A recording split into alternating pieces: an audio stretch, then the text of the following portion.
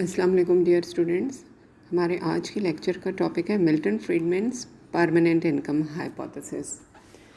This hypothesis is related with the consumption behavior of the consumers, and Milton Friedman was the economist. He was the monetarist basically.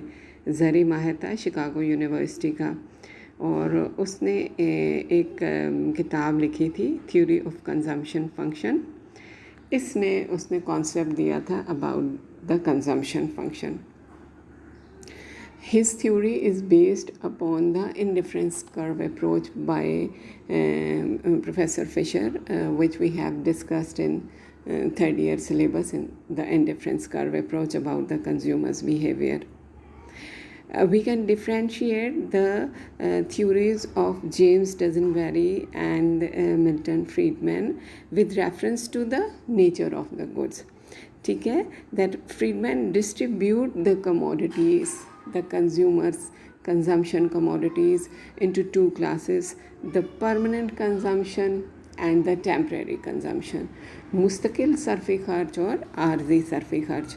इसी तरह वो जो आमदनी है उसको भी डिस्ट्रीब्यूट करता है within the two classes, the permanent income and the temporary income, मुस्तकिल आमदनी और गैर मुस्तकिल आमदनी। ठीक है, पायदार या नापायदार। तो मिल्टन फ्रीडमैन का ये कहना था, उसका जो कंजम्पशन फंक्शन था उसने ये कहा था कि that the permanent income is permanent consumption is the function of permanent income, whereas the temporary consumption is function of temporary income.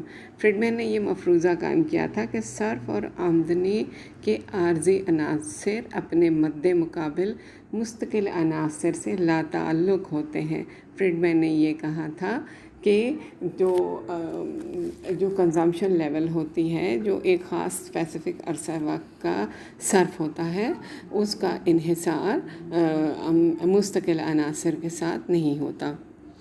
Okay, अगर आप एनालिसिस करें, आप देखेंगे कि फ्रीडमैन ने जो अपना इक्वेशन पेश की थी about the consumption and income, उसने कहा कि जो टोटल इनकम है that will be equal to Y P plus Y T. Here Y P is, यहाँ पर देखें ये साथ में इसकी एक्सप्लेनेशन भी दी हुई है। Y P is the permanent income, मुस्तकिल आमदनी।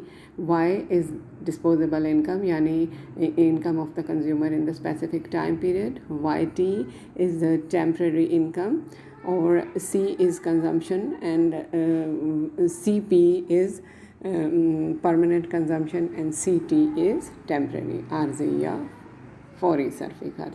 ठीक है, तो इसको अगर हम यहाँ पर देखें तो जो उसने इक्वेशन दी, उसने कहा कि टोटल जो income of the consumer that is equal to permanent income plus temporary consumption, and the consumption of the consumer will be equal to permanent consumption plus temporary consumption। ठीक है, तो उसने ये कहा कि जो आप जो ये जो हमारा के है ना, कि हमारे पास वेरिएबल है, मेजरिंग वेरिएबल है, इसकी मदद से हम रेशो फाइंड आउट कर सकते हैं between the consumption and income. ठीक है, तो जो परमानेंट कंजम्पशन है that is function of I, W and you permanent income. ठीक है, ये वो वेरिएबल्स हैं जो कि इफ़ेक्ट कर सकते हैं वैल्यू ऑफ परमानेंट इनकम को। ठीक है, तो ये फ्रीडमैन का कहना था कि अच्छा, अब अगर हम देखना चाहें कि वो क्या डिफ़ाइन करना चाहता है, वो क्या बताना चाहता है, तो मुस्तकिल आमदनी या परमानेंट इनकम क्या होती है? This is the fixed income of the consumer with in the specific time period. एक ख़ास अरसा वक्त के दौरान जितनी मुअय्यन आमदनी, यानी जो मुस्तकिल आमदनी होता है, इसका कंज्यूमर को अंदाज़ा होता है फिक्स लेवल ऑफ इनकम जो हर सूरत में मिल रही होती है सारिफ को। इसमें घराने की गैर इंसानी दौलत, घराने में मौजूद कमाने वाले अफराद की मुआशी सरगर्मियों के बारे में ज़ाती सोच, अंदाज़ वगैरह शामिल होते हैं। और जो आर्जी आमदनी है या जो टेम्परेरी इनकम है, ये अनएक्सपेक्टेड इनकम होती है। लाइक अगर किसी को कोई तोहफ़ा मिल जाता है, अगर किसी को कोई जायदाद से अचानक आमदनी में इजाफा हो जाता है, इसलिए ये आर्जी आमदनी होती है। ठीक है, आर्जी आमदनी गैर मुतवक्को आमदनी होती है, यानी इसके बारे में पहले से अंदाज़ा नहीं लगाया जा सकता। The temporary income can be positive और नेगेटिव, ये मस्बत या मनफी हो सकती है। इसके मस्बत होने का क्या मतलब है कि इत्तफाकिया तौर पर मुनाफा या आमदनी, बेहतर मौसमी हालात या इनामी बॉन्ड की सूरत में अचानक किसी की एक्सपेक्टेड इनकम बढ़ जाती है तो हम कहेंगे टेम्प्रेरी इनकम इज़ पॉजिटिव। लेकिन अगर कभी अनएक्सपेक्टेड अनसर्टन सिचुएशन की वजह से आमदनी में कमी हो जाती है तो हम कहेंगे कि टेम्प्रेरी इनकम इज़ नेगेटिव। ठीक है, इसी तरह से जो हमारा कंजम्पशन होता है वो भी परमानेंट या टेम्प्रेरी हो सकता है। Permanent consumption is a function of permanent income के लाइक अगर हमारी सैलरी आती है, ठीक है, और वो हमें पता है दैट इज़ द फिक्स्ड, हमें पता है ये आती है, इसके ऊपर जो हम परमानेंट कंजम्पशन डिसाइड कर लेते हैं कि हमने करना है। ठीक है, लेकिन आर्जी सरफी खर्च या टेम्प्रेरी खर्च क्या होता है कि it depends upon the temporary income level. As far as the temporary income will increase the temporary consumption will increase. ठीक है, कि अगर आमदनी बढ़ जाती है, किसी और ज़रिए से हमें आमदनी हासिल हो जाती है, तो फिर हम अगर कुछ ज़रूरतें जो पहले नहीं पूरी कर पा रहे थे उनको भी कंज्यूमर पूरा कर लेते हैं। तो the temporary consumption can be positive और नेगेटिव। पॉजिटिव ये होगा कि अगर टेम्प्रेरी इनकम बढ़ने की वजह से टेम्प्रेरी कंजम्पशन बढ़ जाएगी तो पॉजिटिव होगा, और टेम्प्रेरी इनकम कम होने की वजह से टेम्प्रेरी कंजम्पशन में कमी हो जाएगी तो ये नेगेटिव हो जाए। तो इस तरह से हम डिफ़ाइन कर सकते हैं। फ्रीडमैन ने जो अपनी इक्वेशन दी थी कि जो परमानेंट कंजम्पशन है that is a function of permanent income. ठीक है, लेकिन इसमें जो variable I, W and U, I is the rate of interest, शरह सूद, और उसके अलावा डब्ल्यू क्या है, बिहेवियर्स, इंसानी और गैर इंसानी ज़राए से हासिल शुदा आमदनी का तयन का तनासब, इंसानी और गैर इंसानी ज़राए से हासिल शुदा आमदनी का तनासब। और यू क्या होती है, आपके आर्जी सरफ़ी खर्च की तरजीहात, आपकी प्रेफरेंसेस क्या हैं। बाज़ दफ़ा होता है ना कि कई हमारी हाजात ऐसी होती हैं जो कि पूरी नहीं हो पा रही होती with reference to the temporary income. ठीक है, तो ये जो हमारी प्रेफरेंसेस होती हैं जो हमने सोची हुई होती हैं, तो इसलिए हम कह सकते हैं इनके ऊपर भी इन्हिसार होता है हमारी परमानेंट कंजम्पशन का। ठीक है, तो फ्रीडमैन के मुताबिक मुस्तकिल आमदनी और मुस्तकिल सरफ़ी खर्च के दरमियान प्रोपोर्शनल रिलेशनशिप पाया जाता है, मतनासिब ताल्लुक़ पाया जाता है। प्रोपोर्शनल रिलेशनशिप का क्या मतलब है कि जिस प्रोपोर्शन से इनकम बढ़ रही होती है उसी प्रोपोर्शन से ही कंजम्पशन भी बढ़ रही होती है। Okay, so according to this analysis we can say that what is the equilibrium and the consumption pattern of the consumer, that is Y M is equal to YP plus YT. YM is measured income. Measured income will be equal to permanent income plus temporary income, and measured consumption will be equal to permanent consumption plus temporary consumption. Measured income हकीकी या काबिल अंदाज़ा आमदनी जितनी consumer को total मिलेगी, that will include both the permanent and the temporary income, and the major consumption will include both temporary and permanent consumption. Okay, इसके अलावा हम इसमें क्या बात कह सकते हैं जी कि value of the measured income के वाई एम और वाई पी के कम बेश होने का इन्हिसार वाई टी पर होता है कि मेजर्ड इनकम और परमानेंट इनकम में जो चेंजेस आ रही होती हैं that is depending upon the temporary income. अगर temporary income is positive then measured income will be greater than permanent income. ऐसा ही होगा ना, परमानेंट इनकम स्पेसिफिकली कंज्यूमर को ज़रूर हासिल हो रही होती है, ठीक है. अब उसके अंदर अगर आप टेम्प्रेरी इनकम भी शामिल कर लेंगे तो मेजर्ड इनकम आपकी परमानेंट इनकम की निस्बत ग्रेटर हो जाएगी. अगर वाई टी नेगेटिव है तो measured income will be smaller than the permanent income, will be less than permanent income. और अगर जो Y T is equal to zero, अगर कोई टेम्प्रेरी इनकम कंज्यूमर को नहीं मिल रही है then measured income will be equal to permanent income, ठीक है. तो परमानेंट इनकम फिक्स्ड है, उसके अंदर जितनी चेंजेस आ रही होती हैं टेम्प्रेरी इनकम के अंदर, अगर वो इंक्रीज़ हो रही है तो मेजर्ड इनकम ग्रेटर हो जाएगी, अगर वो डिक्रीज़ हो रही है मेजर्ड इनकम कम हो जाएगी। अगर वो ज़ीरो है, टेम्प्रेरी इनकम ज़ीरो है, there will be no change in the measured income. ठीक है, okay. Friedman has described this relationship with reference to the indifference curve as I have previously described कि indifference curve approach के ज़रिए से। तो ये वाला ग्राफ है, इस लाइक हम इसको अंडरस्टैंड करने की कोशिश करते हैं कि किस तरह से बताया है फ्रीडमैन ने। इसमें अगर हम एक्स एक्सिस को देखें, अच्छा इसमें क्या है कि फ्रीडमैन ने दो हिस्सों में तकसीम कर दिया है सारिफ की ज़िंदगी को। एक वो हिस्सा जिसमें वो काम कर रहा होता है, that is the working age of the consumer.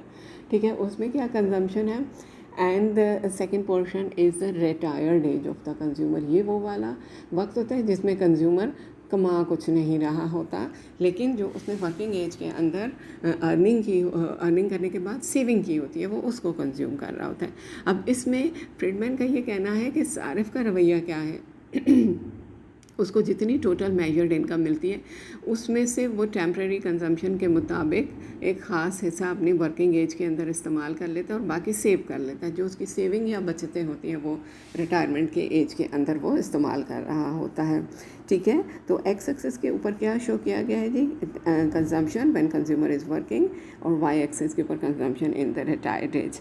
ठीक है जी, अब इसमें लाइक अगर आप देखें OW0, ठीक है, सिचुएशन क्या है कि जिसमें अगर फ़र्ज़ करें कि कंज्यूमर अपनी सारी की सारी आमदनी ख़र्च कर देता है वर्किंग एज के अंदर, तो उसके पास कुछ नहीं बचता रिटायरमेंट में इस्तेमाल करने के लिए। या OW1 पॉइंट क्या शो करता है कि अगर कंज्यूमर वर्किंग एज में कुछ नहीं इस्तेमाल करता, कंज्यूम करता, सारा का सारा सेव कर लेता है उसको वो कंजम्पशन करने के लिए जो हमारी रिटायर्ड एज है। ठीक है, लेकिन प्रैक्टिकली होता ऐसा नहीं है। इसमें होता क्या है कि कंज्यूमर लाइक अगर फ़र्ज़ करें वो A पॉइंट के ऊपर है, A पॉइंट के ऊपर वो C0 तक कंजम्पशन कर लेगा। ठीक है, और फिर S0 उसकी सेविंग एरिया होगा। S0 जो उसका सेविंग एरिया होगा उसको वो कंज्यूम कर लेगा OC1 की सूरत में जब वो रिटायर्ड होगा।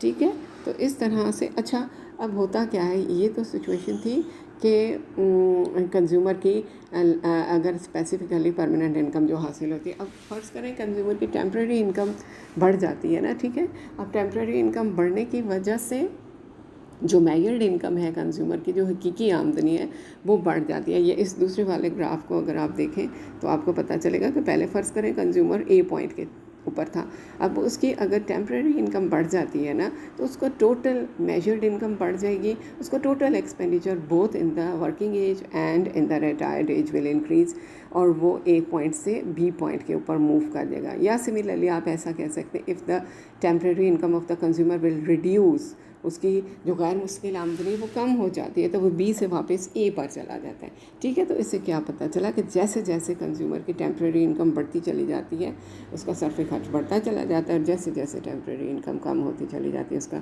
सर्फी खर्च कम होता चला जाता है।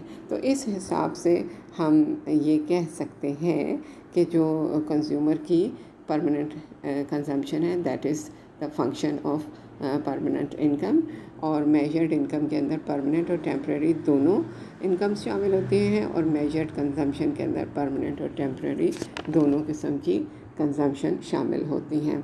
ओके, इस ग्राफ को अगर हम एनालिसिस करना चाहें, इस ग्राफ को अगर हम समझना चाहें तो इस ग्राफ को देखें, एक्स एक्सिस के ऊपर इनकम है और वाई एक्सिस के ऊपर कंजम्पशन है। 45 डिग्री हेल्पिंग लाइन है which will represent the equilibrium between consumption and income always. अब इसमें से आप देखें CP is the permanent consumption, ठीक है, और CM मेजर्ड कंजम्पशन। CM उसकी हकीकी सर्फी खर्च, और CP क्या है, ये इसका मुस्तकिल सर्फी खर्च है। ठीक है, अब फ़र्ज़ करें कि कंज्यूमर की आमदनी बढ़ जाती है, YP प्राइम से बढ़कर YM प्राइम हो जाती है। ठीक है, कंज्यूमर की आमदनी बढ़ जाती है तो सर्फी खर्च में मामूली सा इजाफ़ा होता है, जो कि अगर आप अपने जो हमारा वो चेंज क्या होती है, OM से लेकर ON तक हो जाती है, जो हमारे मेजर्ड कंजम्पशन होती है।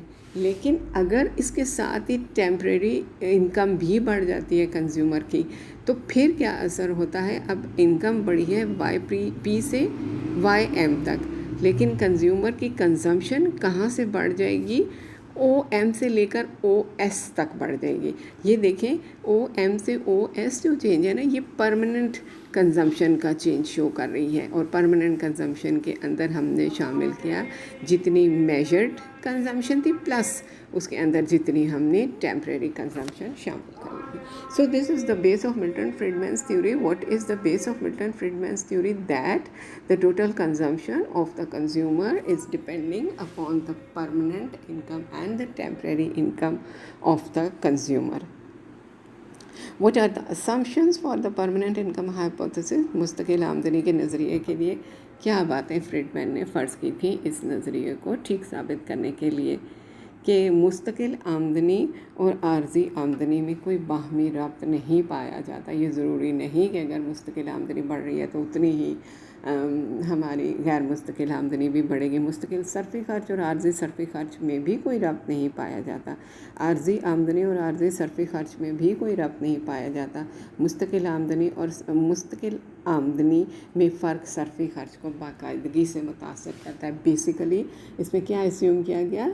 that the consumption patterns of the consumers are depending upon the permanent income of the consumer. Temporary income तो थोड़ी बहुत तब्दील होती रहती है और उससे सर्फ में तब्दीलियाँ होती रहती हैं। इसकी क्या शॉर्टकमिंग्स हैं या इस नज़रिए की क्या खामियां हैं? फ्रीडमैन का बयान कर्जा मफरूज़ा गैर यकीनी है, जिसमें ये बताया गया है कि आमदनी में कमी बेशी से सारिफ के सर्फ़ी ख़र्च में कोई फ़र्क नहीं पड़ता। ये बात सारिफ के हकीकी रवैये के मुनाफी है। इस नज़रिए में ये भी बताया गया है कि कोई घराना अमीर हो या गरीब, तवील अरसे में औसत मिलाने सर्फ हमेशा बरकरार रहता है। मुख्तलिफ़ घरानों के मुशाहिदात इसकी तस्दीक नहीं कर रहे होते। फैमिली टू फैमिली ये बिहेवियर्स वेरी कर रहे होते हैं। और फ्रीडमैन के MTP यानी ये जो permanent income and temporary income, ये जो तस्वुरात है ना, इसने कंज्यूमर को बहुत ज़्यादा कंफ्यूज कर दिया है। बेसिकली तो क्या होता है, जितनी कंज्यूमर की परमानेंट इनकम आ रही होती है उसमें से ही वो खर्च कर रहा होता है। और इसके अलावा क्या चीज़ थी कि इंसानी और गैर इंसानी ज़राए के अंदर कोई ख़त्ते इम्तियाज़ नहीं खींचा जा सकता। We can not make a permanent difference between the human and non human resources. तो इस तरह से हम कह सकते हैं कि ये वाली खामियां पाई जाती थी, तो परमानेंट इनकम हाइपोथेसिस को इतनी ज़्यादा इम्पोर्टेंस नहीं दी गई। लेकिन फिर भी ये एक स्टडी है जो कि अच्छी तरह से कंज्यूमर बिहेवियर को बयान कर रही होती है। Thank you.